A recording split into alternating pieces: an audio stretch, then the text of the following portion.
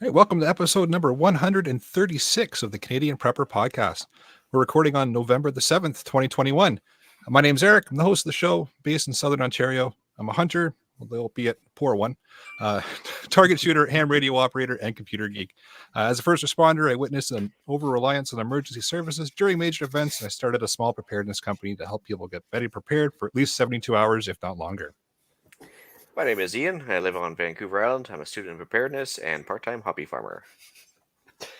I'm Scott, a first responder splitting my time between Southern and Northern Ontario. I like learning things, and I don't accept that things will always carry on as they have, just because it would be convenient for everyone. And I'm Jeff. I'm based in Central Ontario. I'm a target shooter, new ham radio operator, and general overall handyman. Hi guys, I'm Brad. I'm in Eastern Ontario. I've been in preparedness in some way, shape, or form since around the ice storm of '98. I'm constantly trying to better myself. And I'm Josh, amateur radio call sign KI6NAZ from the Ham Radio Crash Course on YouTube, and just happy to be out here. Thanks, everybody. Yeah, welcome to the show, Josh. Thanks for coming in. Josh. Want to help support the show and keep the Canadian Prepper Podcast on the air? Buy some swag. We have both the Canadian Prepper Podcast t-shirt and the tactical Velcro patch at prepperpodcast.ca. All proceeds help keep the lights on, the backup generator, and wood gas fire fueled. Okay, where's Kyle? It's a minute 33 seconds. If you're enjoying the show, please take a few minutes and like us on Facebook and submit a review on iTunes. Also, we want your feedback, good, bad, or whatever. Even if there's something you want us to talk about, you can email us at feedback@prepperpodcast.ca. All right, so we've got some multi-band content for you in this episode. Yes, the poor dad jokes just continue with episode 136. First, we're going to start out with some news articles. Then we're going to move into what we've done lately for preps. And then we'll get into the main topic. Some more ham radio with Josh. So let's move into the news. Awesome. So just so you can say never, there was a tornado in Vancouver yesterday. First one I think I can remember ever. Like that's over like the last 40 years or so. Happened to touch down right near where my daughter goes to university, of course. She didn't even notice because she was busy working, I guess. But it was a pretty good set of footage you could see on the news stations. It shows it touching down right near the airport and everything else. But yeah, just it goes to show you should be prepared for everything. So now we're tornado country too. That's wild. Yeah, I mean, to go with the power outages and the rain and everything else that's been going on lately, it's been kind of a crazy week. And I don't think we've probably had about 14 inches of rain in the last maybe week. It's crazy. Anyway, another reason as to why I hate large crowds down in Houston. There was a concert that went on there, and 8 people died. 11 had heart attacks, and nobody seems to know why. Somebody was saying somebody's running around with a needle. Some people were saying they just randomly had heart attacks based on the lights and sound. Other people were saying they got trampled to death. That's what It's a weird situation. That the group coordinators didn't size it appropriately for the people there, and they actually got squeezed, crowd squeezed, as they called it. Yeah. Oh. And again, large crowds, bad idea. Just saying. Anyway, So yeah, it was a really unusual news article. I haven't seen something like that for a while since that. I think it happened back in the 70s or 80s in Cincinnati. I think it was. There's like a stampede of that type of thing, or a crushing. Yeah. But anyway, yeah, that's all I had. All right. I've got a news article here just in regards to the border opening up between Canada and the U.S. So Border Services issued a travel advisory as the U.S. opens land borders to Canadian travelers again. So things are slowly starting to return to, I guess, normal. I'm actually in Canada right now. Yeah, I'm actually in Canada right now. Ah, I'm really? No, okay. I was gonna say, you can stream from anywhere, so it's totally plausible.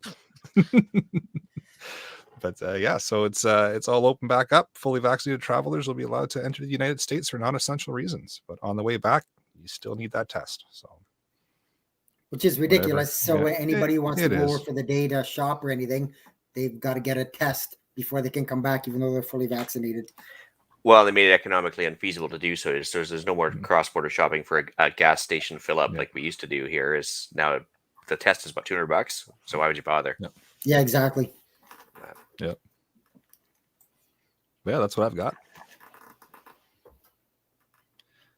Brad, you got a news article? Oh, you're muted, Brad. There we go. Sorry, got the dog playing around in the room as well for the few minutes here. Dairy prices, everything's going up about 8.4%. The article I read from CBC New Brunswick was that the Dairy Commission decided on an increase after their normal queries with farmers, restaurants, and others in the industry. It's double the last highest increase, which is 4.54% in 2017. Normal increases are around 1 to 2%. The last 18 months have seen a lot of other food-related increases as well going up. And dairy has stayed all the same since it. Now they're going to hit the family budget as well by going up that much. And yogurt, cheese, milk, everything's going up sometime in 2 or 3 months from now. And yet 3 months ago, they had the Quebec Dairy Board dumping milk in the fields. Exactly, right? Yeah. I've had farmers around here that I've grown up with. Like I went to school with them. They took over the family farm. They're all saying it's a kind of about time, but on the ironic side of that is, yeah, they were all dumping milk 3, 4, 5 months ago because the dairies wouldn't take it, and now they're all shooting their prices up. Yeah, I mean, and don't get me wrong. I mean, it's just the cost of everything's going up. The cost of their feed is going up, and I mean, everything else is just. I mean, what's our inflation rate now? 4.1 the last month, I think it was. So, and I mean, it's only going to keep going up. So, as everything else goes up, people got to start raising their prices. They don't have a choice. Either that or they go out of business. Yeah. Why didn't they accept the milk? Well, Quebec Dairy Board's a bit of a mafia at best, and they like to keep prices jacked up. And they were really upset, for example, when U.S. dairy products were allowed to come across the border, even though it only constituted like 3% of the market.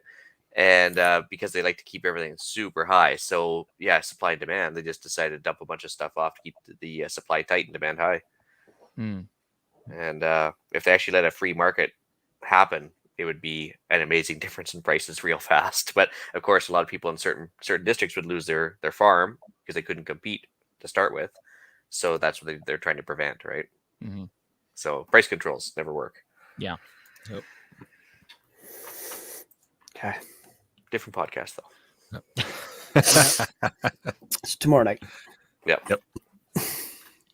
Jeff? So I've got a couple news articles. The first one was now this happened a year ago, but they just recently actually released the information on it that there was an attempted drone strike on a large U.S.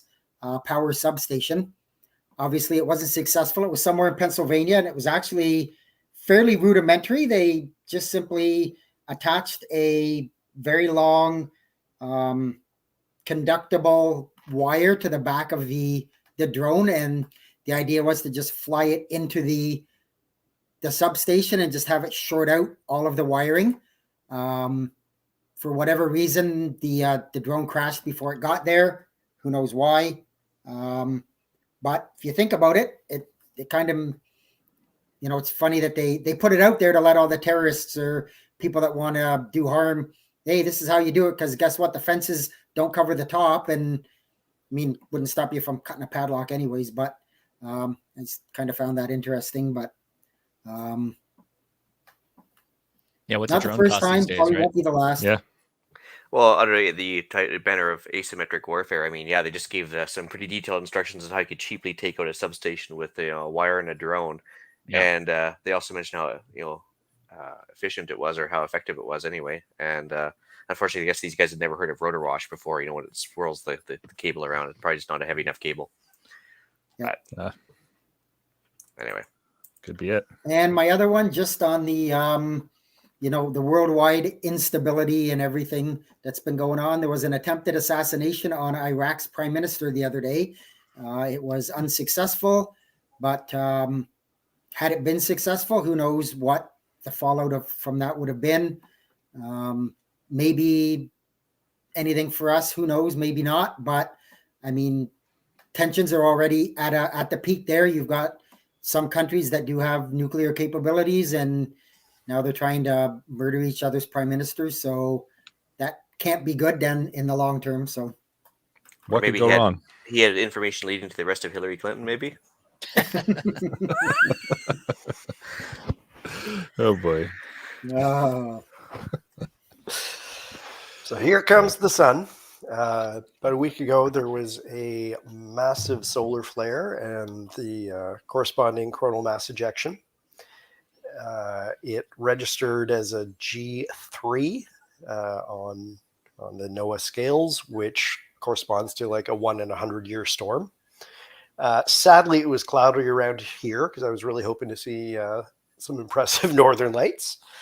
But the funny thing was, it happened the day after I read a great book on EMPs and solar storms and went and looked at the website. It's sort of something that's been in my radar. And I'm like, oh, wow, there's a big storm coming. And, not thinking anything of it because I don't really have any other reference to know how often these storms come on this website. So apparently it's 1 in a 100-year storm. I've looked for details of any damage. I haven't found any articles sort of stating there's been any damage, so that's good news. The Canadian power grid, being on a lot of Canadian shield, is extra susceptible to sort of those low frequency, big energy events. But the sun is entering a sort of period of more peak energy, so better for radio propagation, but might have some consequences for other technologies. Was anybody on the air on their radios when this happened, by the way? And show of hands here. It shuts the radio off, like HF. And not turns it off, but the bands just disappear. Like everybody's talking, and then all of a sudden just goes like they just, the sun turned off the radio propagation, and that's it. It just goes quiet. It's very eerie when that happens. The radio blackout phase, yeah. Mm-hmm. And that's from the solar flare that's coming, correct? Yeah, that's right. So I think that was Thursday the 28th, maybe something like that. It was or at least what I heard was they said it. What they thought was going to be closer to a more direct hit was actually, they said it was really close. It was only a couple of million kilometers away from us. So, but they said it was really close. Mm-hmm. So there was no damage or any power outages or anything. I don't know, Josh, if it did affect the radios, but it didn't do any other damage. Just the propagation, right? Everybody stopped being able to propagate, basically. So the band just kind of they died out. There's a wonderful person. Her name's Tamitha Scove, Space Weather Woman on Twitter, and she releases weekly updates on what's going on with the sun for sun weather. And she talked about it a lot. It's really, really interesting stuff. Mm-hmm. Nice. All right. Shall we move into what we've done lately for preps? Well, because I was aware that this storm was coming, I decided maybe it's a good time to start charging my cell phone and iPad and stuff from a battery instead of having it plugged into the grid. Those great big long antennas that are going to absorb all sorts of energy and pass it right into my sensitive electronics. Anyway, got me thinking. So I've been experimenting with different ways of charging from a battery overnight and then just charging the battery whenever. Nice. Brad. Muted, Brad. Not a bad idea, Scott, for sure, to start doing that. This week I did a big clean out of my storage room in the basement. Took down a bunch of plants that were still hanging outside. Started drying those inside. Pierre from the other CPP and I met up with Ian. He was in town on Monday. Went for coffee. That was kind of cool. Nice to actually shake the man's hand. And just plodding along around here like everybody else. So he is real. He is real. Yeah, I can True. attest to that fact for sure. It was actually kind of funny because they told me they were outside, so I went outside the hotel and I took I looked to the right and I saw this big sweater sticking out there. I was like, yeah, I know that one. That's pretty awesome. Awesome. Yeah. Yeah. So I just did a little bit of, actually not a little bit. I did a lot of food prep this last week and weekend. I had last week done my monthly Costco trip, so I did a bunch of Instant Pot. About 6 of them I did up. I did some chicken Nice. broccoli. I did some chili. Did some goulash. It's all in the freezer, ready to go. The impending winter's coming, obviously, so I got the snow tires on my truck as well. Nice.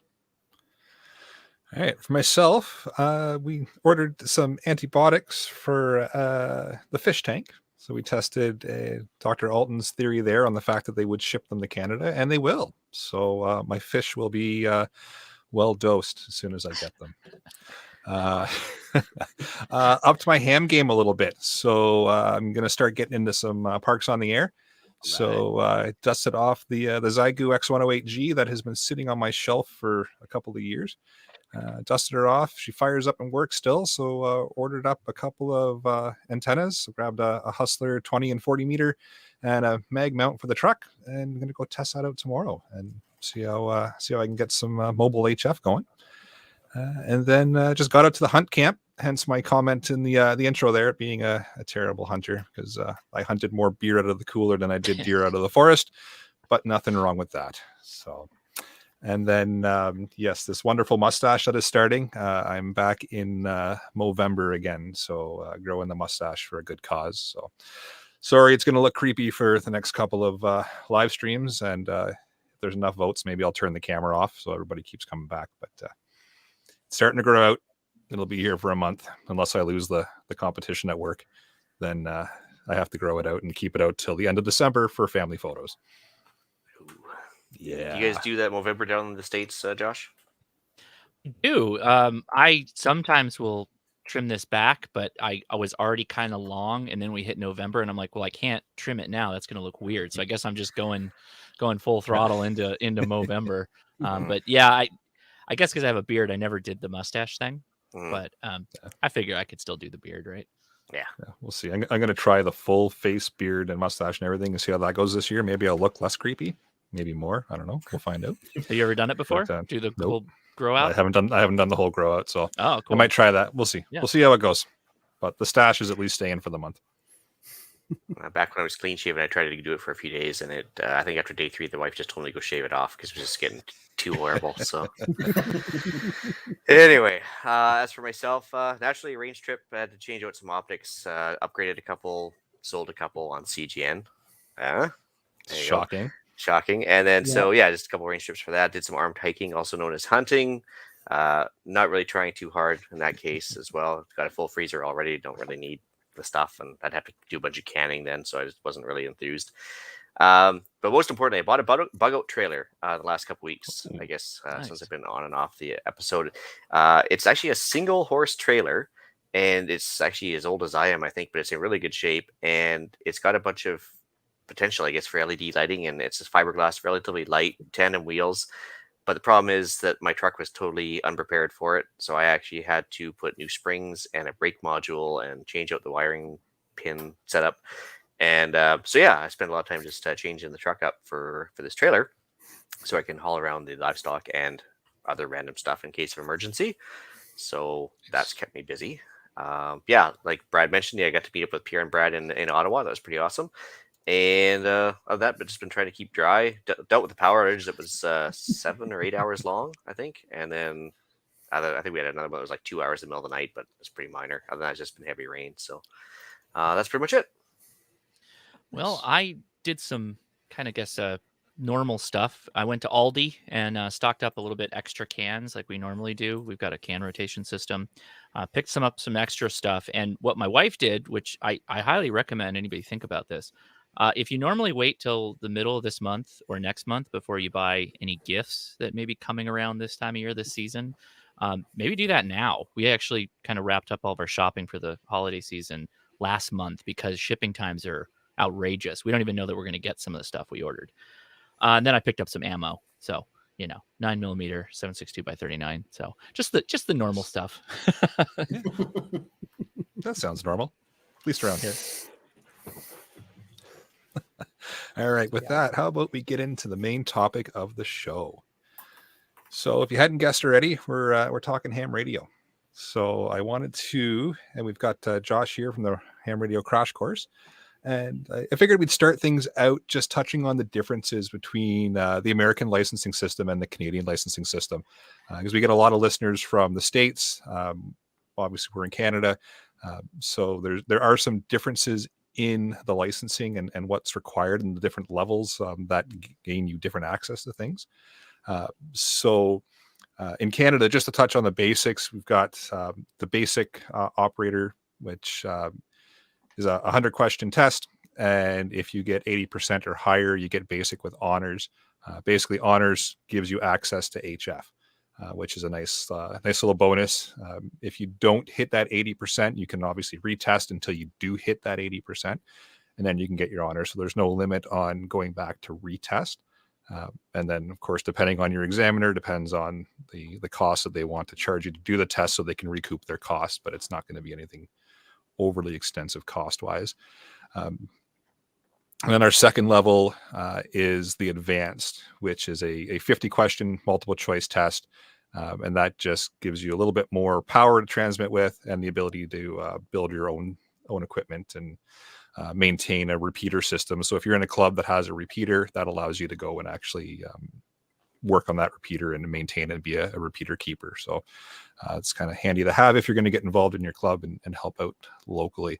Those are our two basic levels, or our two levels of certification. I believe the US has 3. Is that right, Josh? We do. I actually got to say, I really do like the basic with honors approach to the first level of license that Canada does. We don't have that in the United States. We have technician, which gives you really only 10 meters, and then some HF bands are Morse code only. I really like the Canadian approach to this because I think not starting out hams with a bit of HF, usable, functional HF is a mistake. So I like what you guys who's the we've got the FCC coordinating body in Canada is what? So I know UK is Ofcom, I think. Well, it Yeah, used to so be called I was gonna say Industry Canada. Now it's like Yep. Science and Development Canada. Okay. yeah, they renamed it, and it's a big long, but everybody still calls it Industry Canada. Okay. Yeah. And next year it'll be something different, just to keep us on our toes. Right. But yeah, it's Industry Canada. Everybody knows what you mean when you say Industry Canada here. Okay. So they're the main governing body for it. The other thing I didn't touch on because everybody wants to always know, how much power can I transmit? How much power can I use? Which, sure. For basic, you're looking at about, was it 250? And then if you get into your advanced, you're looking at a kilowatt, so 1,000 watts. So is your transmitting limits there. So if anybody wants to talk power and how much power you can transmit, that's where we're at for those two levels. Mm-hmm. It's different in the States, I'd imagine, for your power there, Josh. It is. But to be honest, again, that's also not bad. I think the UK, they got a limit of like 25, like when you get the foundation level, or 20, and then they got like a weird 45, or anyway, or 450. But yeah, I think we go basically 1,500 watts is kind of our limit for most bands that we can operate on. Technician does have a limit, but I can't remember off the top of my head. I thought we were just talking about Canada today. That's fine. No problem. Yeah, so let's I always found it interesting how different countries kind of do their licensing and break things up. But yeah, I agree. I like the fact that we're allowed to get into some HF areas with the basic, because Very important. really it's you can hang out on 2 meters, 70 centimeters for a while, but yeah, the worldwide contacts is the fun part. Not to say the local contacts aren't fun, but there's nothing better than getting that DX, right? Oh, indeed. That's my favorite joke is you got 3 hams in a city, and there'll be 2 ham clubs. Because eventually you talk to enough people and you're like, okay, I want to talk to people further away. And particularly up in Canada, you guys are a little bit more spread out in some cases than we are. True. So HF's where it's at, Yeah. Yeah, it's fun to talk to the local guys when you're driving to the grocery store. But sometimes it's also good to be able to talk to people all over the place, especially when there's, I don't know, a pandemic going on. Indeed. Kind of handy to get some information there. Let's see, where do we want to go? Use and preparedness. Can open that up because that's That's a huge. There's a huge use for this in the preparedness world. Just communication on its own is a big thing. It's nice to be able to talk to your group if we're in a shit hit the fan kind of situation. Comms is key, right? So being able to get information from around the world via HF or get local information from your local repeater is a huge asset, and something that is going to be integral to getting that information out, but also receiving that information in, depending on where things are happening. You can relay the information to somebody to tell them that something bad's happening at home, don't come home, or vice versa. So it's handy there. Well, and I think around here there's also a lot of Aries groups that infrastructure, first responders, part of the plan is to use these amateur radio operators to create a network so you can communicate within grid down situations, power down, network down, whatever, because it's independent technology. And I understand, Josh, there's some sort of like a military setup like Mars down in the States. Do you guys participate in that at all, or like is it a common thing? Military auxiliary radio service or system. I think it's service. So once upon a time, it used to exist as the way that we used to do phone calls, like back during Vietnam, where hams would actually broker calls to soldiers back home to talk to family and whatnot. Now it's gone more towards a emergency preparedness bend. It does exist, and there are volunteer hours that you have to keep up if you go down that. Generally, it's hams that are the active participants of Mars. But we've got Aries, which is the Amateur Radio Relay League emergency service, right? That kind of functions as that emergency preparedness arm, and RACES is the FCC or FCC in a combination with Homeland Security, I think, system, which is emergency preparedness, emergency communication preparedness. I think we've got something similar in Canada, but I've never heard of anybody actually using it. It's called CFARS, the Canadian Forces Amateur or Auxiliary Radio Service, or something like that. But never seen much action on that. So I think that those are all good things to be involved in if you're interested in it. But a lot of times when I'm talking about radio, I'm talking about my group, my family, my friends. That can be its own thing. You don't need to have you don't need to belong to a special group to prepare personally, right? With communications, it's always it's one leg or a point on a triangle. Is for me, it's comms, firearms, and first aid. Those are kind of like the three main things that I think people should focus on a little bit more. And I'll tell you, everybody's weakest corner of their triangle is comms. I can almost guarantee it. So that's one of the things I like to hit on a lot. Well, especially like you're just outside of VHF range, and to get to that HF setup going is much more difficult than just having a Baofeng handy. So I think if you've got a family that's 200-300 miles away, that's where it could really shine in case of an extended power outage, because after the cell towers die after about 48-72 hours. And so on, I could definitely see a positive aspect to it there. Yeah, and it's oddly enough, the VHF UHF stuff will do really well for you. It's just really a question of if you're stepping out of those handhelds. Like everybody's buying the cheap handhelds. Those will work if you're like close. But if you really want to shine, you got to start looking a bit outside that space, while still being VHF UHF, which is good. But Yeah, the Baofangs are certainly popular and great radio to kind of start out with, and the small, any other lower powered handy talkie. Yeah, Jeff's got his little TYT there. It's great to start out with, and great for close communications. But branching out into your bigger UHF VHF rigs or your HF rigs, it's an addiction. Let's not lie. Once you get that handheld, you're getting the more powerful stuff. You want all those whiz bang features, right? That go along. Oh with yeah. it. Yeah, exactly. You want all the fun stuff that half the time you're not going to use, but it's there if you want to. I think waterfall. The waterfall, yeah. I mean, even when you're trying to talk in a vehicle convoy, and you listen to CB radio and just the absolute cacophony of sounds going on there, and it's just all garbled and everything else, whereas it's nice and quiet and sedate relatively on the ham radio bands. We did have a fun thing happen. The FCC just authorized FM for CB down here for traditional CB 11 meters. So that should be interesting. We'll start to see FM CBs hit the market here in the future, which I think is good. Right. I think that's good. Sure. Yeah. Hey, any comms is better than no comms. That's right. But still, get your ham license. Yes. Yeah. So Yes, everybody out there was harassing me. Get your ham license, damn it. That's right. Yeah, you finally got it, Jeff. Yeah. So when we start getting into the whole ham radio world, you get into the handhelds, you start moving into your base stations next is usually where you transition to. That's where you kind of start looking at HF and getting into the worldwide kind of propagation and talking and such. But let's get into maybe the good, the bad, and the ugly with antennas and start a huge internet fight, because why not?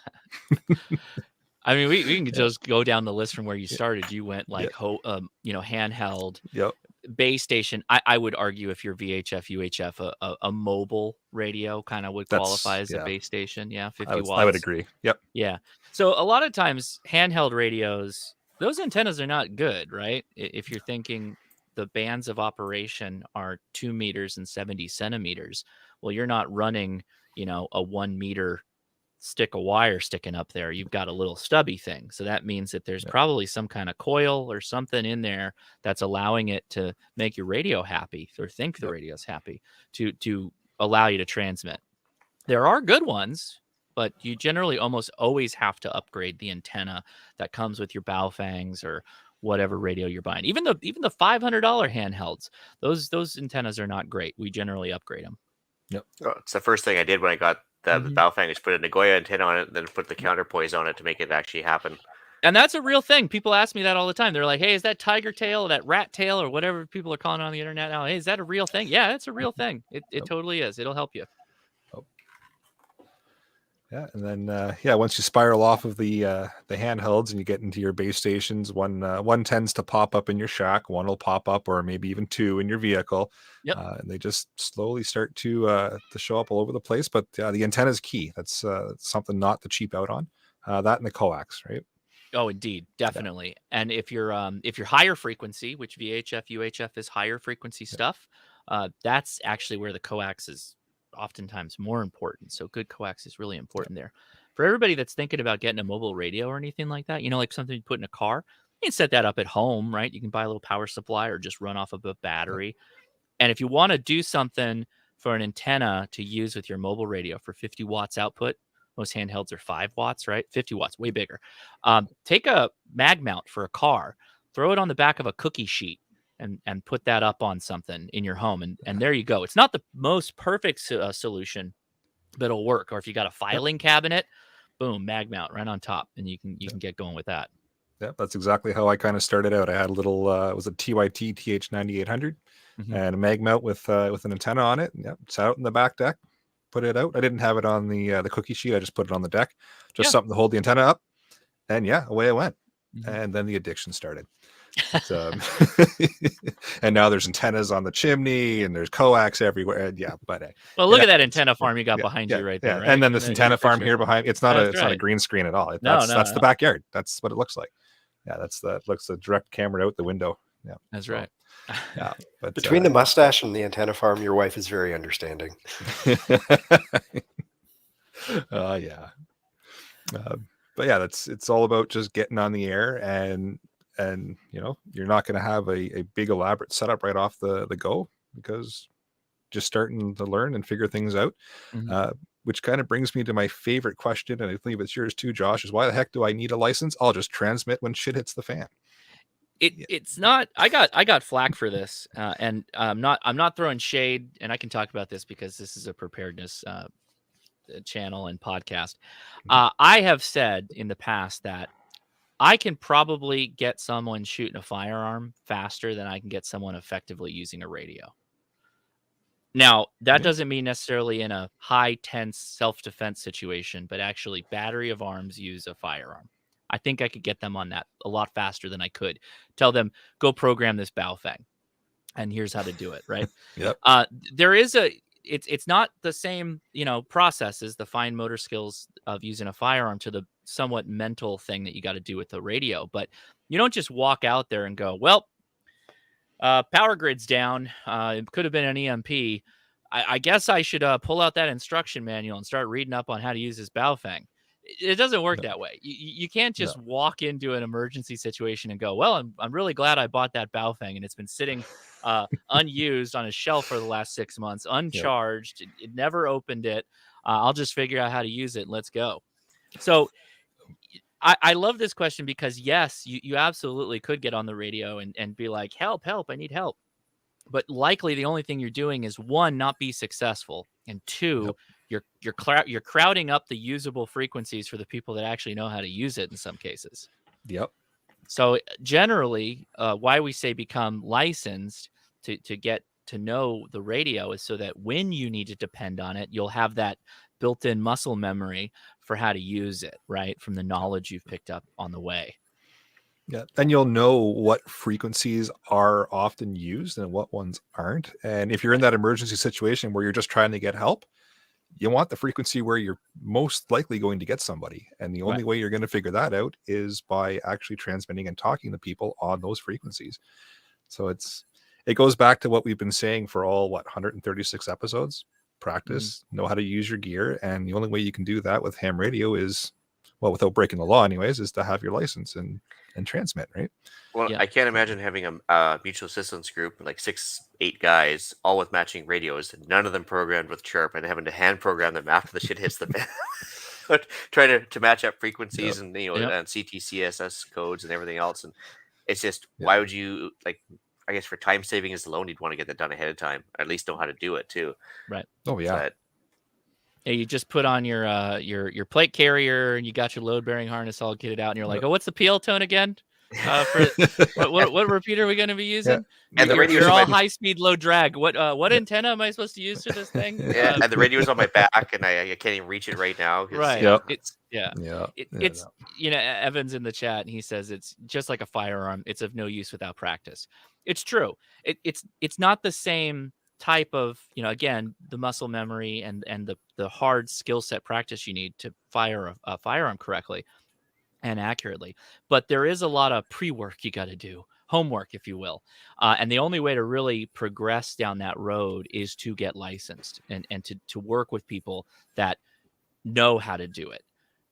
Sure, there's YouTube and books and all that fun stuff, but I often recommend people find a good club, find somebody that knows about it, and learn from them. Yep. And the best part about that too, and I've mentioned it in a couple of our other ham episodes, is most likely you are going to run into like-minded individuals who also have that same mindset of things aren't always going to be the way you think they are, and we're going to grab a couple extra cans of beans and a few more antennas and some more ammo because. I've actually met more like-minded people on the local repeaters than I do just buzzing around town or on Facebook or on whatever it is you do. You find more people that are like-minded when you're on the repeater generally. I've found. Yeah, that's awesome that way. But speaking of that, another popular question, I'm sure you get it a lot as well, Josh, is just how exactly far can I reach and then just all stop? Yeah, so it depends. Yeah. This is a really good question because it draws into a bit of understanding for how these radios work and what frequencies they're operating on. So if you think of a radio frequency, it starts out at 0, let's say, and goes all the way up until the point that you're infrared and it becomes visible light. The radio spectrum is within that space. So we're talking, when you start out, you may go get a Baofeng. That's, let's call it 140 something megahertz and 440 something megahertz. Those frequencies, they like to just travel right on through the air and out of our atmosphere and away from the planet. So they also get absorbed by trees, they get blocked by buildings, et cetera, et cetera. So if you're just holding a handheld on the ground and the RF is coming out of that antenna, going in all directions because it's a vertical antenna. It's called an omnidirectional antenna. It's mainly going to keep going until it's either absorbed or it just passes on by the planet and out into space kind of thing. So roughly, depending on your height of antenna, you may be able to get a couple miles out of a Baofeng before that radiated RF just gets absorbed. You can greatly increase your propagation with this line of sight RF wave by getting your antenna higher up off the ground. So if you got a peak a real high point on your roof and you mount an antenna on that's VHF, UHF, you're going to get out further. Your line of sight is going to increase. It's just like when you get up on a mountaintop and you look out over the vast expanse around you, you can see a lot further, right? Because you've got a higher vantage point. Same thing with the radio. And in fact, the towers that are behind Eric there are on a mountaintop, right? We put radio towers on mountaintops for that reason, so that people that are lower in the ground or maybe even down in a valley or a depressed area can still reach up to that mountaintop that they can see. And then the mountaintop can propagate further. So that's just VHF, UHF, right? That's the handy talkies, your car, mobile radios. If you talk HF, well, the frequencies now shift lower frequencies. With lower frequencies, we actually, as the RF is traveling away from the antenna, it hits the atmosphere, and some of the RF that's not absorbed by the atmosphere will bend back down to Earth. It's called refraction. So it refracts down to Earth, and we get beyond line of sight communications capability that way. So that's when you hear people, you might have heard of ham radio. Oh, my grandfather did that. He would, sit here with this big, huge box that got real hot, and he would talk to Indonesia, or he would talk to the Azores, or, wherever, some far-flung location. That's how he's doing it. It's by bending the RF off of the atmosphere. And that's what I do. I really like HF radio. I mentioned it earlier. That's kind of like the bread and butter of ham radio, in my opinion. It's all value added, but I really like HF because of that long distance communication that you can pick up. Yeah, and it's awesome how far you can actually get just on a 100-watt HF rig. I'm making contacts all around the world with just 100 watts and a wire that's up on my chimney. It's awesome. We're rolling around to a peak sunspot cycle. It was mentioned earlier, right, with the solar flare. The sun is on an 11-year kind of cycle. There's a low point at the 5-year, 6-year mark, and then it comes out of that and it gets real high again, where the sunspot index, the amount of sunspots on the sun, the face of the sun, go up. When you have a high sunspot index, HF radio becomes even more powerful, and your RF will actually propagate further.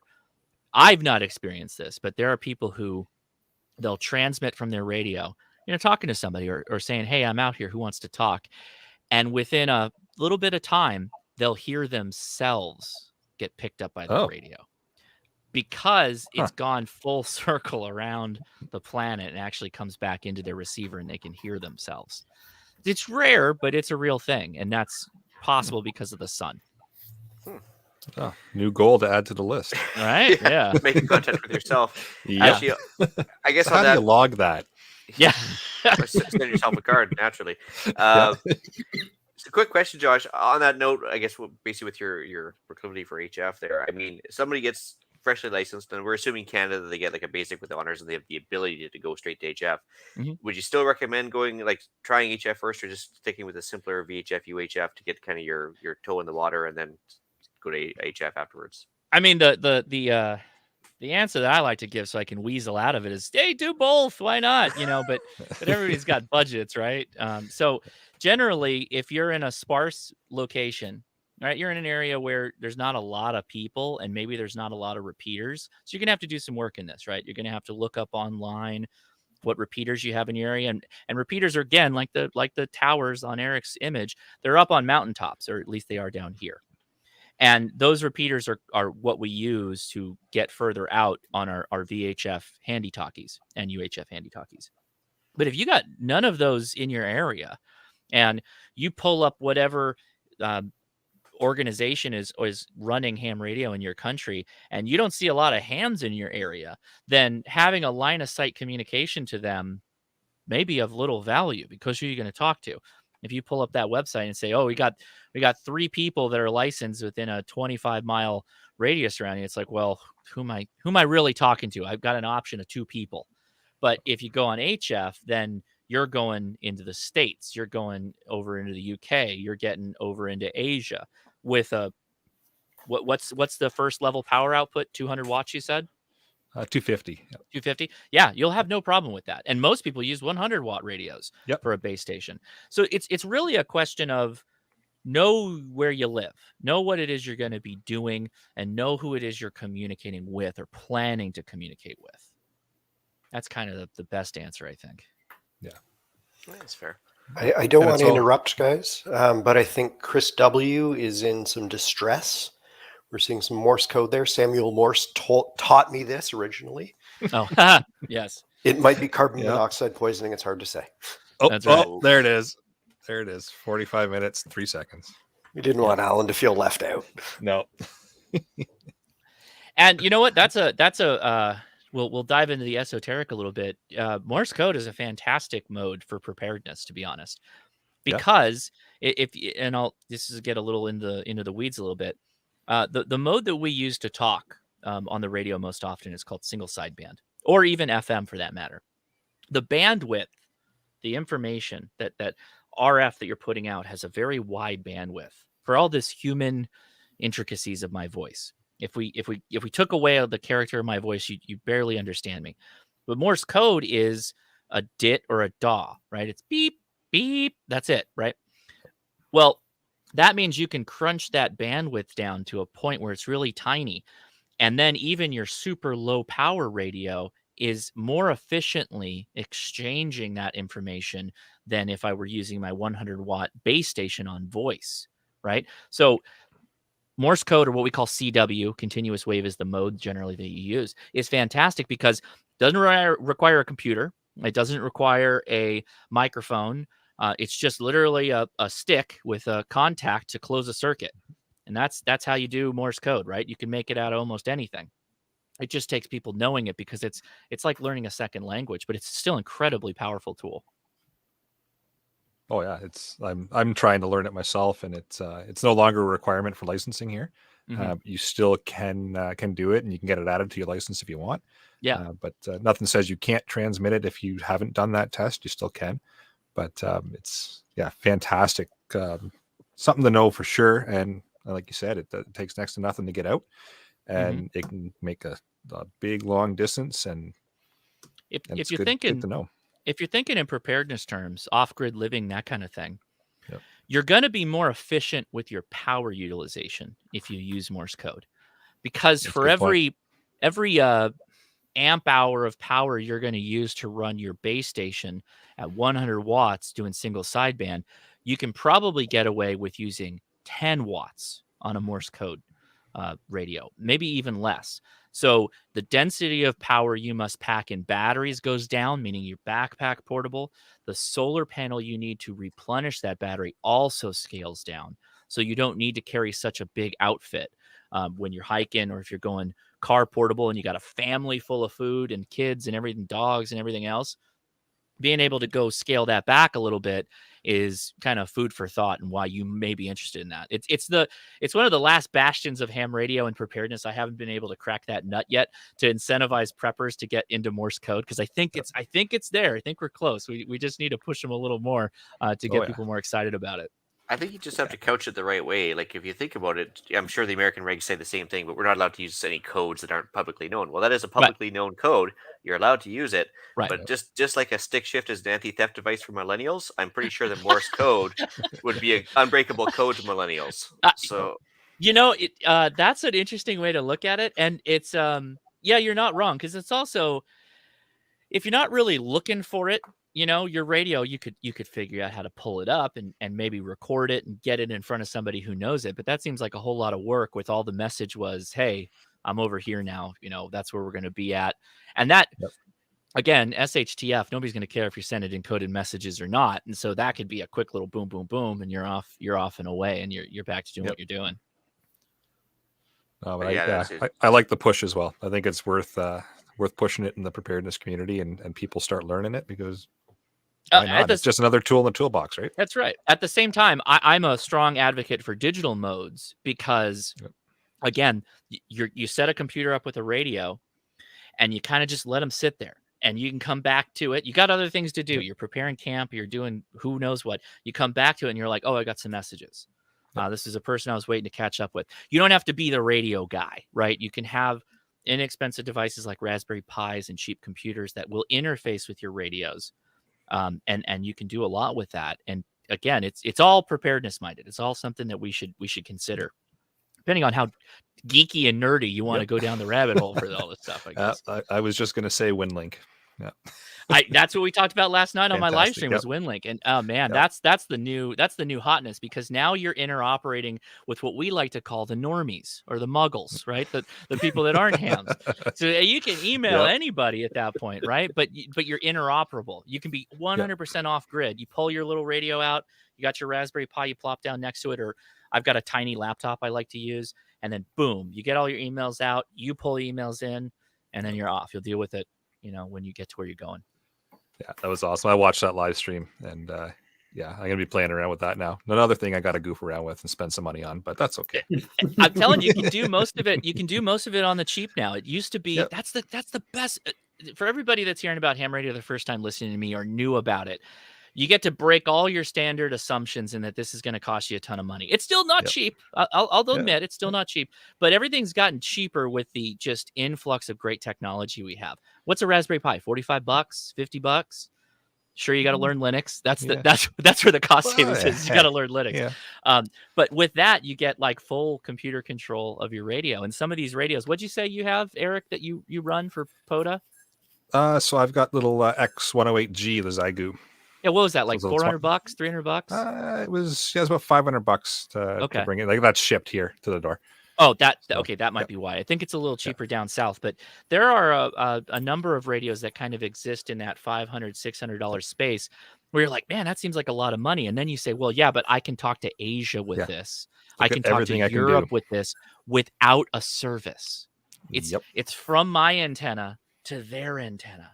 Yep. I didn't pay AT&T, and if AT&T went away tomorrow, who cares? I can Still go works. direct. Yeah, that's Yep. right. I'm my That's- own AT&T. That's incredibly valuable if you put the cost into that perspective. Mind you, these are the same people that turn around and buy a $1,300 iPhone, right? And then go about their business. True. Yep. Well, I think that's where Melissa was getting at with the live stream here. She was saying, what about satellite phones? Well, you have to rely on the satellite being operable and having one overhead. Assuming Also a there's- service. Yeah, there's also a subscription service to that. You're assuming that assuming that nobody's lit the candle in the next warfare and they haven't taken out the satellites or the service on you, or have a denial service attack. Yeah. And so on and so on. Like, yeah, so you're dependent on a third party for equipment, whereas ham, it's point to point, right? Or it tends to be direct to servers. Or Yeah, direct don't to get me You wrong. can you can bounce signal off a satellite too. You can, we have Just low saying. Earth orbit satellites for ham radio, but I will let me talk to the satellite point. I'll go back to my statement earlier. If you can fit that in your budget and you can run a satellite phone and ham radio and all that, do it. Because if I'm in the bottom of a valley and I broke my leg and I've got a Baofeng or a satellite phone, well, I'm going to pull out the satellite phone because it's the thing that's looking straight up into a geosynchronous satellite to be able to communicate. So coming out of a valley or a low spot and you, again, broke your leg, you're in a situation where you have a medical emergency, give me the satellite phone any day of the week. I'm totally down for that. But you're also paying for that monthly. It's a not inexpensive service to keep that up. So that's, something you got to keep in mind. Yeah. Having backups for backups is always worth. Oh, having. yeah. Yeah. That's, you guys hear the PACE plan concept, right? You guys run the PACE plan thing? It was something I learned from Fieldcraft Survival, where it's you got your primary, your alternate, your contingency, and your emergency comm plans, right? That's what the comms plans the special forces use in the United States. They have a PACE plan for everything, and every letter of that is a different radio. It can't be just, well, I'm gonna use the same radio and I'm gonna do single sideband and then I'll try Morse code and then I'll try this and no, it's you got your cell phone as a primary. Your alternate might be your Baofeng. Your other option is going to be your satellite phone, or maybe your emergency is your satellite phone, right? So you've got this scale of redundancy built in. And that's something that I try and recommend people think about a lot when they're putting stuff together like this. Oh yeah. Yeah. It's all about backups for the backups, and ham radio is a fun backup, or it could be your primary. Either way, it's fun to play with. Yeah, it's a great hobby, and it has value that it's hard to beat the what you can get out of ham radio. Just assuming that somebody's already got their Baofeng underneath their belt and everything else, and they're dealing with VHF, UHF. Would you recommend like any particular radio for the next step up? I guess I get this question so much too. It's really a question of budget. It's really a question of like how much money you want to spend on it. Because if you tell me I want possibly like the thing that's going to cover many different options, and let me have the ability to do all kinds of fun stuff, I'll tell you to go buy an FT5D, which is a $500 handheld, right? That's not cheap, but with that, we get to do something called APRS, which will take our GPS information that it receives, and we can use it also like an email system, but over VHF, UHF for close-in text messaging. It's hard to do that with cheaper radios. There's really none that are on the market that will do that. But the standout, I'll call them the 150-ish range. There's a couple that jump out. Most of the Japanese manufacturers, and I appreciate I need to go back and step a bit. The manufacturers that make ham radios of the highest quality are the Japanese manufacturers, generally. And they are Yaesu, ICOM, Kenwood, and Alinco. And then there are also now entering the fray with Baofangs and whatnot, a lot of Chinese manufacturers. And the general sentiment is that the Chinese radios are of cheaper quality, or at least down here, some of them don't meet FCC standards. But that's for your $25 jobber. If you step it up to like $150, possibly $200, even a Chinese radio gets much, much better. But some standouts in this space that I always like to recommend. It's still a tried and true radio, the Yaesu Ft60. It was my first ham radio. It's still good. It's not whiz bang. It's like a T-34 Russian tank. It's like just a tank of a radio, but it's consistent and it works, and it's like $160. If you want to go cheaper than that, the Yaesu FT4 is like a Baofeng. It's $75, so it's much more expensive, but it's what we call spectrally clear, so it meets the FCC requirements for transmitting within the space that it's supposed to. There's also a Chinese manufacturer that goes by Wuxun, which is WOUXUN or something like that. It's basically ocean if you look at it, Wuxun. And they make actually surprisingly good radios, high-value radios that'll run you anywhere from like $150 to $200. Just assume, whatever you're budgeting, you got to tack on an extra $25, $35 for a good antenna. So budget that into the mix as well. I recommend the Signal Stick, which to my testing has been the best performer, and that's made in Utah, and it's made by another ham, and he'll ship them to you direct, and they're very good performing antennas. Nice. Yeah, I got to get my hands on a Signal Stick for sure and play around with them. Now I gotta correct myself a little bit. One downside with the Signal Stick, they are susceptible to extremely cold environments. So I realize while I'm sitting here that we should probably clarify this point a little bit. It doesn't get cold here. It's fine. There are some of them that have, and it's not really an issue. It's by design, because the material they use is a very whippy. You can actually tie it into like a forehand loop, and then if you put it in extreme cold temperatures, it'll kind of go a little soft on you if you get the idea. So the Nagoya might be the option if you're in an extremely cold environment. Ian's got the right idea there. But the Signals, they have a couple of different options, and I believe one of them is more immune to the cold environment. Gotcha. So again, know your environment. Buy appropriately to where you live, for sure. Yeah, good to know. Can we touch a bit more on ARPS? I know I watched your video on that a little while ago, and now I got to go out and get a radio because all kinds of cool stuff. Yeah, it's an interesting. Oh man, this is how. I always try to figure out the best way. What's the elevator speech for a lot of ham radio stuff? You gotta make it real succinct and to the point. Yep. So there was once upon a time there was this thing called packet radio. Packet radio eventually turned into a lot of some of the stuff we do on the internet now these days, but that evolved a bit and became APRS, which is Automatic Packet Reporting System. I mentioned GPS.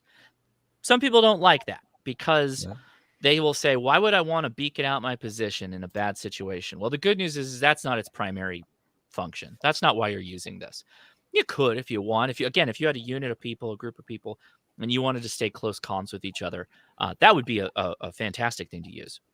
so you can see where everybody's at, because it will actually report where you're at, and it'll figure out based off of your location and what their last packets were, how far away they are from you and in what direction and whatnot.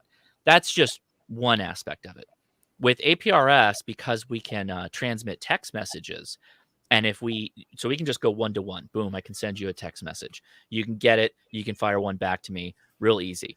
On the flip side, if you've got repeaters in your area that work APRS and they have a connection to the internet, you can send text messages to loved ones on traditional phone lines, SMS text messaging, and also do email with them. So it's again one of those layered systems for communication, which is I think it's just great when you think about it. And there's a couple of ways to do it on the cheap. The way I generally do it is using a tablet and a small device that connects to my radio, and it kind of transfers those that audio tone into it digitizes it over Bluetooth so that I can let the tablet make the tones correctly for doing APRS. Yeah, way too many options that I want to play with. So Yeah, I gotta get an APRS radio. It's on the list now. Well, I mean, you can do that. There's a couple of, I mean, the Raspberry Pi will do it. If you don't have an APRS radio, you can just fire that audio directly into the Raspberry Pi and let an application called Direwolf do the heavy lifting to convert that back into the AX25 packets. I know I'm throwing out a lot of terms, and I apologize. So just hold me accountable.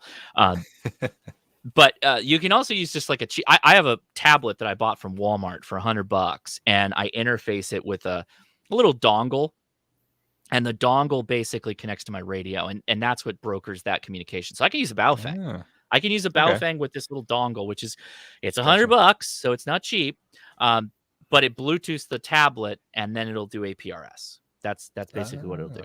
Okay, so it gets the signal, and then the dongle looks after all the translation of the signal coming in through the Baofeng. That's right. It does the in and out of the Baofeng, sends it over to the tablet, and then the tablet will do the visualization of the text messages or the map or whatever it is you're working on. Oh, it's handy. I got a video on that. It's like the $100 why you need a tablet for ham radio. There's a wealth of stuff you can do with an specifically Android tablet now. There's a lot of cool stuff you can do. Nice. So now I need an ARPS radio and an Android tablet. Thanks, Josh. Yep, that's right. The $100 job's good. The Lenovo M8 $100 job, that you don't need much more than that for ham radio. So we translate that from American to Canadian. That's about $1,000. Got it. Yeah, just times it by 10 or something like that. Yeah. Back to the preparedness minded stuff, Josh. Do you kind of run a backup power system other than saying like having a home generator or whatever? Do you keep like a battery bank in your ham shack ready to go, or how do you kind of work that? Yeah, I have a couple of options. I've got a foldable 100-watt solar panel and a Jackery power bank. And I got to say this because I get called out all the time because apparently Jackery is voracious with their marketing. They didn't send it to me for free. There's like 1,000 YouTubers that are out there all talking about these Jackery power banks. I went and bought it. It's really good. I call it the daddy battery to make sure the kids are satisfied. So you could put that in the backyard and keep that charged up, and that would keep all the home electronics going. But for my ham shack, for my more significant equipment, I have a 100-watt monocrystalline Renogy panel that I bought off of Amazon. I think so. Generally, you look at solar based off of how many watts you get per dollar or the lack thereof. And at the time I bought it, I think it was just under $1 a watt for these monocrystalline panels, which may still be available. Very inexpensive. You mount it on the roof into a charge controller, wherever you want to put it. And then you can plug your battery bank into that. And you don't have to use that, right? That's just energy you've collected. It's like having a rain bucket for rainwater. Well, collect that sun power, right? You don't need a huge bank of batteries that you're going to dump back on the grid with for like a power, for saving money on your power bill. This is just a panel that's for you for charging your handhelds and also keeping all your batteries charged up. That's what I do. Yeah, I just got a smaller scale version of that. Same idea, just a battery box and an ammo can with a solar, charge controller and a solar panel and everything set up. Just so I could charge basically the handhelds more than anything else. There's kind of I mean, let's put this in. Let's go a step further. So an emergency happens. What's the first thing you do? You go grab your Baofeng that you left on the shelf for 6 months, right? That you don't know how to use. Well, shouldn't we also? We don't also want to have to charge up empty batteries when an emergency happened, right? We don't want to have to go assemble a solar panel in the backyard. It's better if we've got even a small panel, 60-watt panel, 40-watt panel that's permanently set up outside that you can kind of just keep things topped off, right? And then if you have a problem, well, you can grab those batteries immediately without having to say, oh, I need to wait for the sun, because it could be at the middle of the night when something happens. It could be bad weather. You guys get actual real weather up there, where solar might be an impossible thing that you can work off of. Then you're diving into inverters and all that fun stuff for generators, right? Yeah, there is a little bit of weather here, that's for sure. Mm-hmm. Yeah, fair enough. Well, what do you? I mean, I'll ask a question. And what do you guys do for inverting for power? Because you likely all got generators and whatnot, right? I basically just have a generator hooked into the house, for lack of a better way to describe it, so I can just have some backup circuits more than anything else. Plus the solar setup, and that takes care of my needs. Most of my solar stuff setup is designed to run off USB ports, or I have a 12-volt cigarette lighter on it as well if I need to. Nice. And I have a small inverter in there as well I can use if I really want to, but it's a power hog. So, I mean, you kind of have to go down that road, though, right? When you're thinking about how you're going to power things, particularly power is actually kind of a concern when you're in a full grid down type setup. On a related note, as far as backup, I guess our contingency gear. Do you have some sort of like a surge or grounding setup that you would recommend, or like maybe want to talk about here, just for I think from not necessarily EMP, but I'd say lightning strikes or something like that. Oh, buddy, Here comes the next argument. Yeah, boy, you just you thought things were bad. You saw the notes there. I said 1,000 opinions, and but yeah, you couldn't have hit on a hotter ham radio hot button topic than grounding. So there's generally there's generally three types of grounding that we're considering when we talk about amateur radio. It's AC safety ground, like you'd have in your home, the third prong, or whatever you've got for your safety connection to your ground bar, to your AC service. Then there's lightning protection, and then there is RF protection, or RF management would be a better term. So I'll hit the lightning one first, because that's kind of the one that's a little bit easier. The lightning, there's no particular reason, although you have a higher chance of lightning to strike your antenna as you get a taller and taller antenna. The concept you want to keep in mind is lightning is just trying to get to ground. That's what it wants to do. So oftentimes, if you've got a tower, maybe a modest tower, like you got some top rails for fencing, you stacked them up, bolted them together, you got 30 feet or so, and then you throw a 5-foot VHF, UHF antenna on top of that. Well, that coax has got to come down, right, to get back into your shack, right? Everything's fed off a coax. Well, right when it hits the ground, the general recommendation is drop an 8-foot ground rod. Boom, right there. Drop an 8-foot ground rod. And then do an inline lightning suppressor, right? It's a little spark gap lightning suppressor that mounts directly on that ground rod. And the coax has a coax connector, a PL259 connector, slaps right onto that, tighten it down, do your weatherproofing on it. You use self-amalgamating tape to do that. And then on the other end, the other side of that spark arrestor, the coax goes into your shack or goes into your home or wherever it is you run your radio. So that's the lightning protection.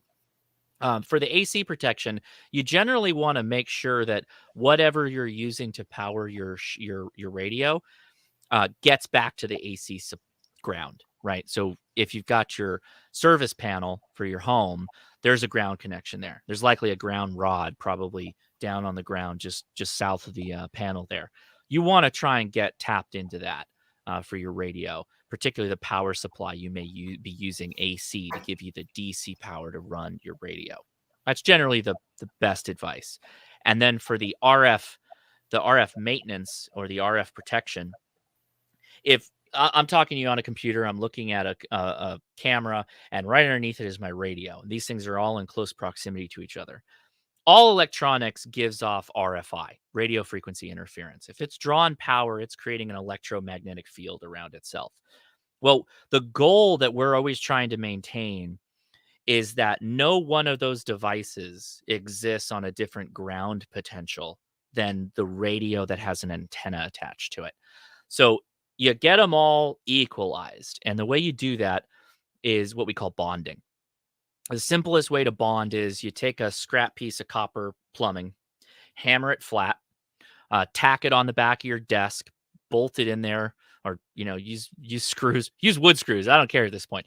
But you want to then take ground lines, like wire lines, or even better, braided cable that you can buy for grounding, and you just want to ground everything: your computer, your monitors, cameras, radio, bond it all together.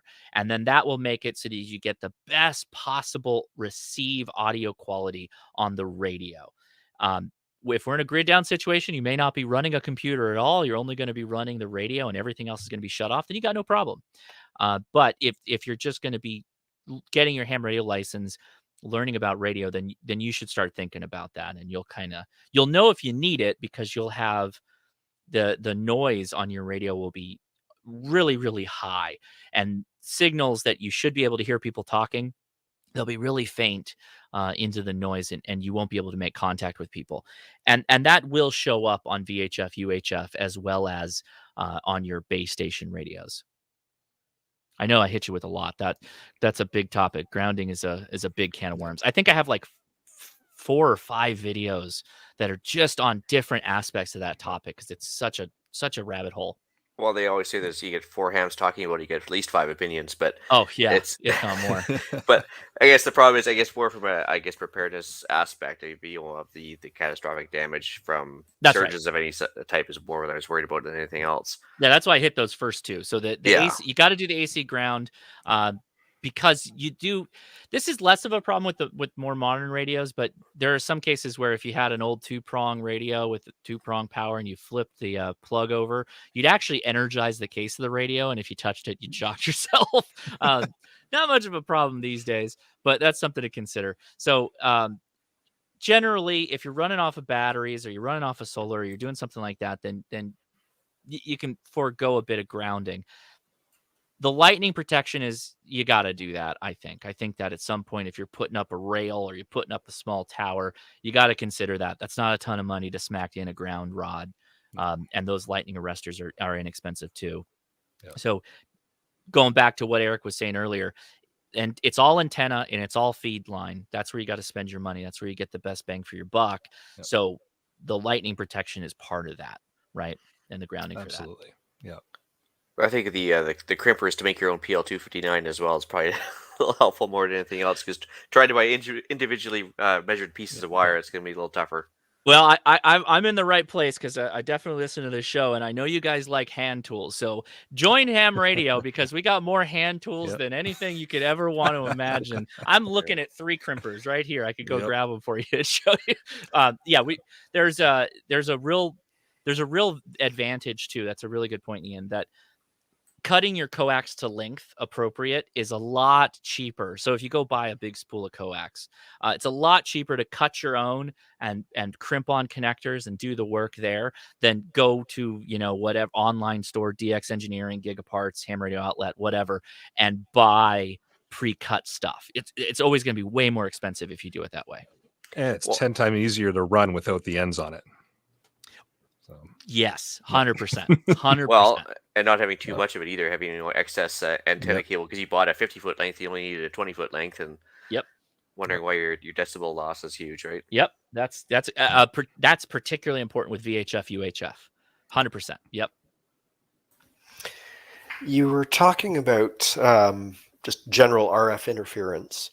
Mm-hmm. In a grid down scenario, physically, how would ham radio change? I.e., would we have much better signals because there'd be so much less interference from everything? I mean, I got neighbors on both sides of me. I can reach out and hit the house, almost. Just think of everybody's Alexa and TVs and computers and refrigerators and freezers, whatever plugs into the grid, it's all gone, right?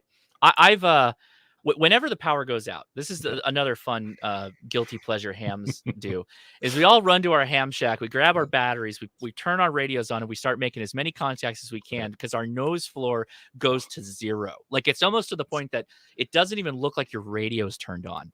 It's And amazing. so you're out there and you're hammering contacts with people, with stations, people that you couldn't even hear in your greatest dreams if the street lights are on, for instance, right? It'll just kill all that stuff. I love it when the power goes out. I hate to say that, but I do.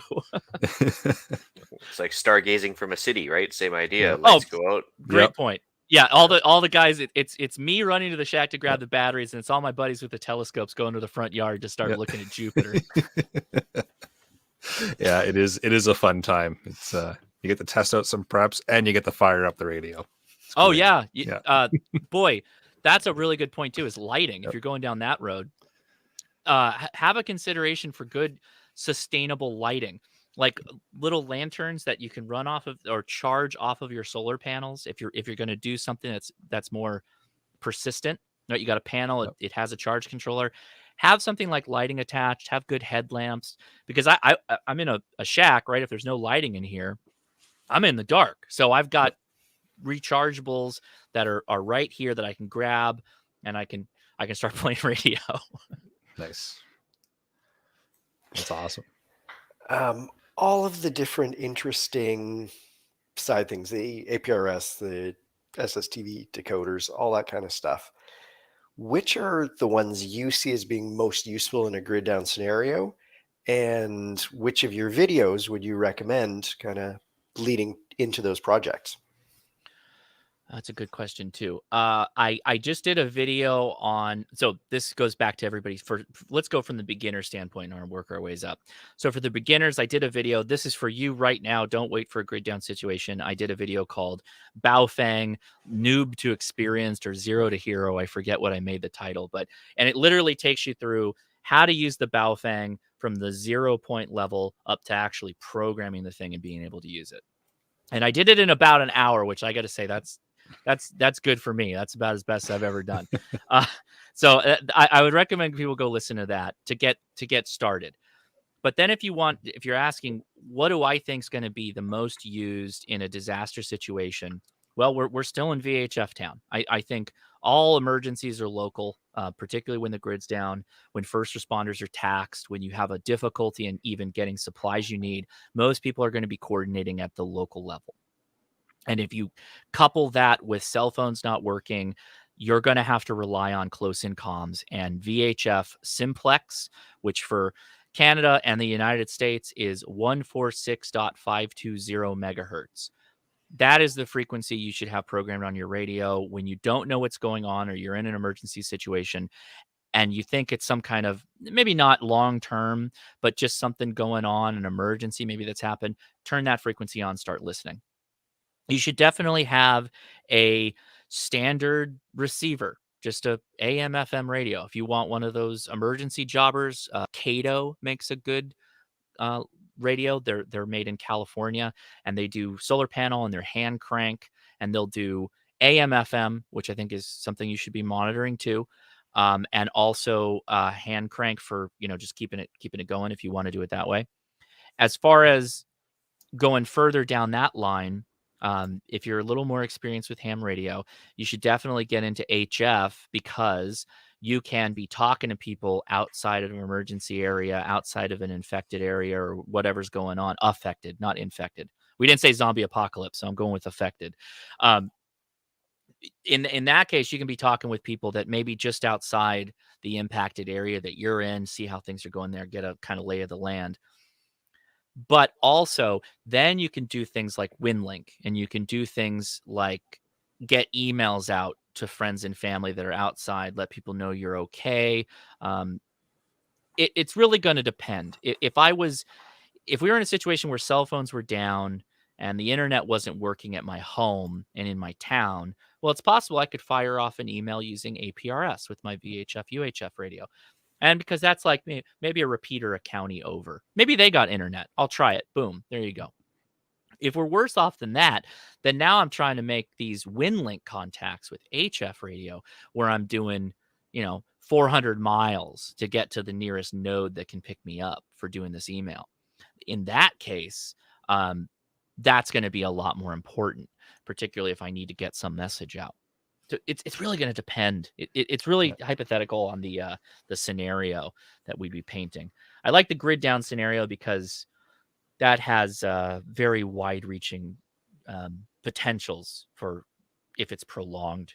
For instance, when you will need to start looking outside, you will need to start reaching out to people that you may, friends and family call for help on. Awesome. Cool. Quick answer to AJ. Do you want Jim Carrey back? Nope. You can keep him. It's all yours. So actually, from Rob, got a good question here, and I think I know the answer, but I'm gonna leave it to the experts here. What about solar cells on your roof? How much RF interference can that affect your noise floor? It used to be a non-issue. I'll let you guys jump into because you actually use them a lot. But there's 2 points I want to mention with this. This used to be much less of an issue when we had many panels connect to one single charge controller. The noise creator for ham radio was always those charge controllers. There's a company called Genasun. They make charge controllers that are extremely low noise. They're pretty well priced, and that's what a lot of amateur radio operators will use. The problem we're getting into now, and it's happening all around us here in the suburbs, companies are moving to solar panels that have charge controllers on the panel. So they'll have many panels, many charge controllers, and they all have a feed line. Well, that feed line starts to act like an antenna. And so now you got 20-something noise generators on a roof creating this spurious emissions, this spurious RFI. And that could be a big nightmare. That could be really, really difficult to deal with. So it's really going to depend on the system that you're buying into. If you've got a service or if you're building it your own, I would argue go check out Genasun and get some of those panels off of Amazon. If you're building something small, if you're trying to feed the grid, that's outside my expertise. But you guys probably all have thoughts too. Go for it. Actually, for myself, I would just say it's just if you just have one panel, it's producing 18 volts maybe tops, maybe 19 volts, whatever, and you're running maybe a 20-30 foot line to your charging battery bank. How much interference is that going to cause versus all the other appliances going off in your house at this point? So I mean, honestly, yeah, I wouldn't think it'd be a big deal unless you had a massive setup like you mentioned with multiple controllers or just dirty power for that matter, like dirty charge controllers or anything else. The best thing you do is get a good charge controller, and that'll save your butt more often than not. Yeah. I've got no experience really at all messing around with the solar panels. It's on my list, and then I can run some tests when I get a few. Future episode. Let's see. And the other fun preparedness question we get all the time is going back to getting your license. I'll be on a government list now. Why would I want to get my license? I mean, aren't we all on a government list if we drive a car? You're watching this podcast. You're on a list. There was always a joke we had with people. I used to work in IT before I became an engineer, and we'd always hear from people. It's like, I think I got hacked, and we'd always ask them, why do you think you're so important that anyone would want to hack you? Because the reality is that nobody's really coming for you. And ham radio operators are some of the most innocuous people probably on earth. That people don't really care. And if somebody's trying to build a profile on you, there's more than enough information they have on you already than what you provide for your ham radio license. And I'll remind people, at least down in the States, I don't know how it works up there, we can provide our P.O. box as our home address. And that's exactly what I do. We can hide our addresses in the database here. So your hometown will be listed, but your actual physical address will not be. So by applying and getting a ham license, you're proving that you obey the law. So I don't think you're going to go ahead and do any watch list after that.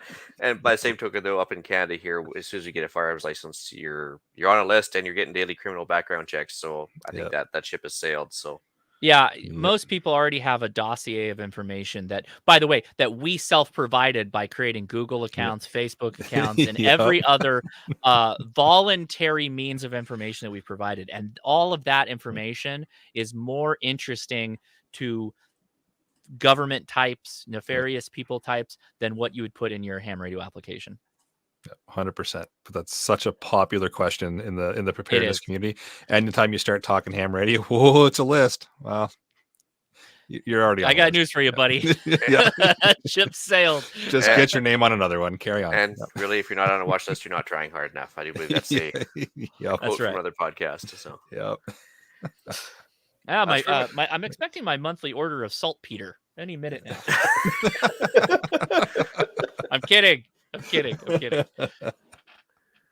Oh, jeez. yeah, no, that's pretty much all I had. You guys got anything else? Yeah. I was just going to touch on a couple of apps. I know we've mentioned them in other episodes that I've done on ham. But of course, there's an app for it. Echolink, if you're not familiar, you can use your cell phone. So that's another way you can kind of start playing around with radio after your license. You do have to provide your license information to them before they give you an account. But yeah, hop on Echolink. If you don't have the money for a radio right off the hop, you can get on there and use your cell phone and start transmitting there. Maybe not the best way to start out, but it's a way. So look at that, and it's handy to have. Yeah, I got a free one. Sure. You don't need an app or anything like that. It's two websites. You go to Kiwi, like the fruit or the bird, Kiwi SDR. Google that, all one word, or Web SDR. SDR stands for Software Defined Radio. It's a map that you can pull up. There are stations around the world that you can click on their radio station and you can listen on their radio station. And they listen HF, they listen VHF, UHF, and you can actually operate the radio from your home computer. You can't transmit. This is just a receiver. But every minute you spend doing that, you're going to be more familiar with radio than you were before. And if you want to take ownership and have it on the local level, go on to Amazon and look up RTL SDR. RTL SDR is a dongle. If you want a bit of a better version of that, it's Noelec, Noelec, Noelec, or Noolec, Noelec. They also have an SDR. It's a dongle. It plugs into your computer. You attach an antenna to it, which it could just be a long wire or an actual vertical, and you have a radio attached to your computer. And if you go watch my show on You Need a Tablet for Ham Radio, I'll show you how to do the same thing with a cheap Android tablet. You get the same capability. That's awesome. And there's no better way to learn how to transmit than to listen to everybody else for a while and just get a feel for how it goes and how everybody's talking. And then eventually, you're going to have those first transmit jitters. Everybody has them. But at least you know the process. You're not going to throw your call sign out there and then somebody else is going to come back to you. And then you're going to be left sitting there going, oh, well, now what do I say? Right. Because you'll kind of see how it flows and how the conversation goes. And you'll also see how to end a conversation. So if you kind of get it in a little bit too far into the weeds of your conversation and you want to get out, or you're just simply done, you know how to end that conversation as well. So it's well worth spending the time on an SDR, just listening. If you do have a radio to listen to, just sit back and listen for a while, but don't let those first transmission jitters get you. When you can, definitely transmit. It's what very well said. Everybody, if you do go down this road, I argue I found amateur radio from listening to shortwave radio as a kid. I got a little shortwave radio as a kid, and I played that game where I'd find a 5-foot piece of wire and then another 5-foot piece of wire. And by the time I had a full antenna up, I think it was like 20 indiscriminate pieces of wire that I had all, spun together. And I just listened. I just listened all the time. I listened to the amateur bands and the shortwave listening stations outside of the United States. Just listen all the time. Have a radio on in the background when you're doing stuff. Just hear what's going on. Put it in scan and just let it do its thing. And then when you actually start transmitting, as Eric said, you'll be way more comfortable. And you're 100% correct with that statement. Yeah, that's kind of how I started out as well. It's just listen, and then one day I said, you know what, I'm gonna say hello to someone, and then away we went. And the addiction started, and now my desk is full of radios. But and you bit hard because you're gonna do POTA, and I'm telling you, that's an even harder addiction now. Yeah. That's even harder. Wait. Now you gotta start doing. You got to start posting the YouTube videos for that, going out when it starts snowing and doing POTA. People love that. They'll lose their mind over that. That's awesome. There's a local guy. We got a park just down the road. There's a local guy doing Summit on the air right now. And so he's climbing mountains. He waits till he gets to the top and then he starts trying to make contacts. Yep. Oh, yeah. I do that And- down here. We got a lot of Yep. great mountains for that, but up there you're gonna have I mean, we get snow too. We got high elevations out here, but yeah, that's always a lot of fun. Summits on the Air is, I know that not really a prepper discussion, but Summits on the Air is my favorite radio activity to participate in. And it can be a prepper conversation because you're packing your radio up, you're leaving the house, and you're using it outside in a different environment. So it totally relates to preparedness and moving your gear and knowing how to use it elsewhere. Portable It's got system. So, physical. It's got physical fitness involved too, which is I think something we always leave off the list when it comes to preparing. So you get out and do a soda a couple times, you'll start you'll start to feel it for sure. Yeah, absolutely. A couple other apps that'll help you out. An SSTV decoder if you really bite into HF, because why not? And the repeater book app, I find that invaluable just for having access to repeater information in and around your area. Yes, it's based off GPS. Yes, the government's going to put you on a list, all that kind of fun stuff. But it's a great app, and it'll show you what's close by within a certain proximity. It gives you the tones you need to get into those repeaters, all the information you need to know. Some of it might be 100%, but majority of it's pretty accurate. And super, super helpful, especially if you're traveling and you're not quite sure what's in your area. You can flip it up and it'll show you at the top of the list is the repeater that's closest to you, and then it just goes down from there. Super handy. SSTV, which is slow scan television, is like sending a picture over a text message, and you don't have to do HF to do it. You can use a Baofeng to send SSTV.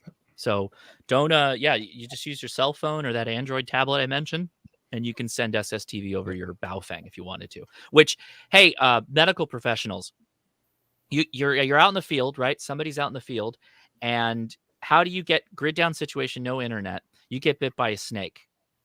You didn't kill it, but it's kind of out of you can't get to it, whatever. Snap a picture of it.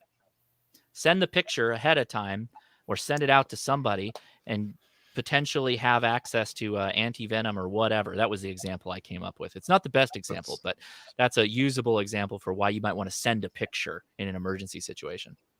That's a great way of explaining it. That's I've just played around with it because memes are fun, right? But that whole emergency that's a great example for actually applying it to preparedness. I like it. That's great. And is it slow? Yeah, it's slowish, but it's going over the air with no actual connection to a third party service. So but it's totally something that can be done. So and that's just a couple of quick little apps I figured would be something to have good in your arsenal of apps, and they're useful, and they're attached to ham radio. So why not get them and use them? Most of them are free too. Yeah. Right? Yep. So you can get out there and start playing. Yeah, absolutely. And then if you get into satellites and stuff, there's satellite trackers. You can get those, and so there's an app for pretty much everything ham radio. So don't be afraid to explore that avenue as well. Does that cover everybody's questions? I think so. Awesome. Anything else that we didn't touch on, Josh, that you think we should? So many things, but how much time do we got? How long do you want me to rant for? It's ham radio is a lifelong hobby.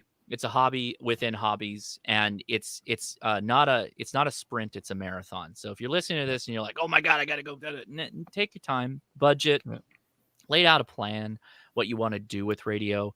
Again, think about where you're at, hams that are in your area, people that you can talk to. And if you don't have a lot of people, then that'll change your plan some. Just approach it methodically and really do put, it'll make your significant other happy if you think about the budget a little bit, I think. And in the long run, it'll help you actually have a better plan than buying a whole bunch of boxes that sit in the garage and you don't use them. I don't want that, right? I want you to buy the things you're going to use for what you think is going to help you for whatever you may face. Yeah, it's all about asking questions and finding people that know about all the different niches in ham radio, because you're not going to master everything. So focus on the basics, and then once you're ready to branch out, reach out to your local club, reach out to the internet, fire an email into us if you have some questions. Watch Josh's videos. He's got all kinds, they're fantastic, all kinds of topics you can touch on, and just don't be afraid to branch out in the different areas of it. And some of it you're going to love and some of it you're going to hate. The stuff you hate, don't do it. Simple as that.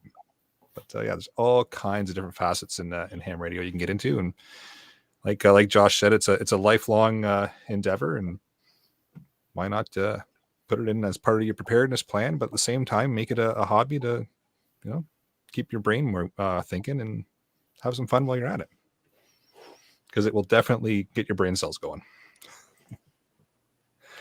How about we move into the podcast challenge? Well, guys, it is time to up your game in ham radio by watching Josh on his Ham Radio Crash Course YouTube channel. He's got all sorts of great videos that are wonderfully educational and have been a great resource for all of us. And we think everyone should go and watch some. So keep it up, Josh. Well, thank you. I appreciate that, guys. I really do. Yeah, actually, the 0 to Hero with the Balfang in an hour, that was pretty awesome. I watched that. It was a live. Wasn't it a live stream? It was Pretty sure. live, yeah. Yeah, it was live. So I watched that live, and it was like, oh, I didn't know that, and I was sitting there trying to keep up, and it was pretty awesome. Well, that's why it's on YouTube. You can just rewind it. back. Just feel Yep. free to rewind it. Yeah. Oh no, that was a keeper for sure. That one. So And those Thank you. those asking in the live chat, I posted a link to that specific video in the live chat, so check it out. anyway, So we move to deal of the week. all right. So we got the SOG knife and shovel set on at Cabela's, half off. I do believe it is $60, something like that, right now. Nice. Anyway, it's a knife, shovel, axe, and machete. So good for camping if you have nothing else, or the zombies, and gives you a little bit of each for a decent price. Is it the world's best metal? No, but it's better than nothing. That's Probably a, cut some coax with it, right? that's 4-man zombie apocalypse kit right there. It's a knife, hatchet, shovel, and a machete. That's Yeah. you can arm up a whole group right there. Exactly. And it's not prohibited here.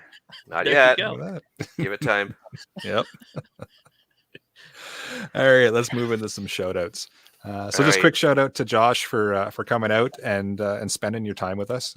Really appreciate you coming out and giving us some education on the ham radio, because I think it's a really important part of preparedness and anybody's preparedness plan. So thanks a lot for taking the time to come out. Yeah, absolutely. Yeah. I love the podcast. I've been listening to you guys for a long time. Like I said on my video, if you guys didn't watch it, the EMP bucket video was a brainchild of you guys from your 5-gallon Homer bucket or 5-gallon bucket challenge, right? I just took it to the level of, well, why not make it a galvanized trash can and make it an EMP Faraday cage? So that was kind of your ideas that spurred that on. So yeah, thanks for doing what you guys do too.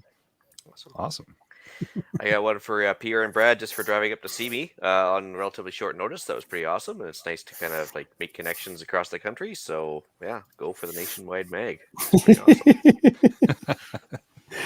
Yeah, we're gonna have to make it a longer one next time. Yeah, for sure. Yeah. I'm shouting out a bunch of new names we've seen in the chat today. That it's been a very lively chat, which I think is fantastic.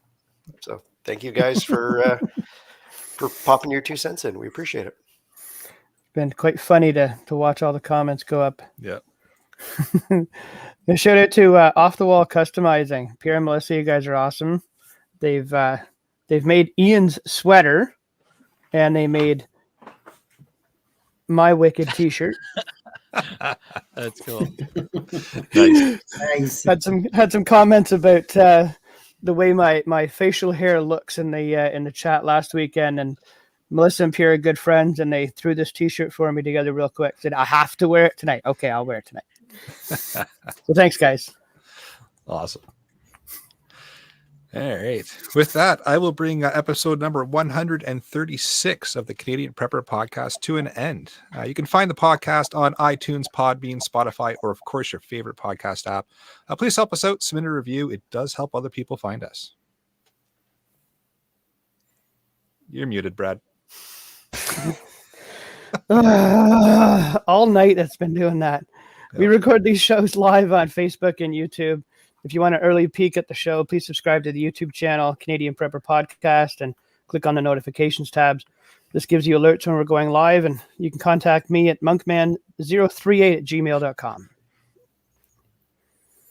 Jeff. And if you want to send something for me, or even send money, because my ham list just got incredibly large. So don't hesitate to help me out here. You know, I'm the retired guy on the fixed income. So Here I we can be go. reached at feedback@prepperpodcast.ca. I think that is a great address to get Scott also, feedback at prepperpodcast.ca, or find me on the air somewhere. Awesome. And I am pretty much everywhere. But if you want to find a quick way to find the Hammer Radio Crash Course, just look me up on YouTube and go to any one of the video descriptions. We have a Facebook page. We have a Discord, which is a chat room, kind of like IRC back in the day, but you can do voice chat and text chat. I'm on Twitter and Instagram, and I'm even on the Tickety Talks. So you can go follow me on TikTok as well. And I'm Ham Radio Crash Course everywhere. Oh, and podcast. Thank you, Nathan. We've got one of our podcast producers in the house. He followed me over here. I have a podcast that has been running 5 hours an episode the last couple of weeks, which is totally insane. And I don't understand how that keeps happening. I don't know how we allow it, but it's going, and it's all. Wait, I take that back. It's kind of ham radio related, but it's called the Ham Radio Crash Course Podcast, and you can find me over there too, where I talk with my wife. I just found out about that just before the show. I'm like, oh, good. I'll have to subscribe for that. When I'm working around the farm, I always need something to kill the time with. Okay, as long as you're mowing lawn or you got like hours to spend, that's a good use case. So you that's can throw that ideal.